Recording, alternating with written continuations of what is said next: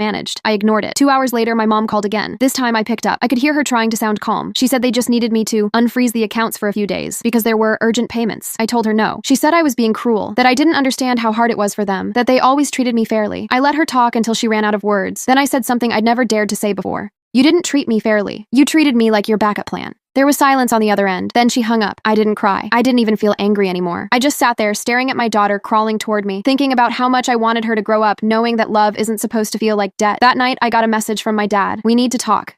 Face to face. I didn't answer right away. Something told me this wasn't about money anymore. I didn't sleep much that night. My dad's message sat on my screen like a warning. We need to talk. Face to face. He never asked for anything directly. He always commanded. That text felt less like an invitation and more like a summons. By morning, I decided to meet him anyway. Not because I wanted to make peace, but because I wanted to stop being afraid of them. I texted him back a simple, okay, when? He replied almost immediately, come to the house at 3. The drive to my parents' place felt longer than usual. I kept thinking about all the times I'd walked through that door as a kid, trying to guess what kind of mood my father would be in. My hands tightened around the steering wheel the closer I got. When I pulled into the driveway, my sister's car was already there. Of course it was. She couldn't resist being part of the show. Inside, my mother greeted me like nothing had happened. She smiled too much, asked if I wanted coffee, and complimented my daughter's dress, even though my daughter wasn't with me. It was her usual act, all sugar and control. My dad was sitting at the dining table, the same place where every serious talk in our family happened. He didn't waste time. He said they were struggling without access to their accounts, that bills were piling up, that this was getting ridiculous. I told him calmly that they had money, plenty of it. They just didn't have me cleaning up after their chaos anymore.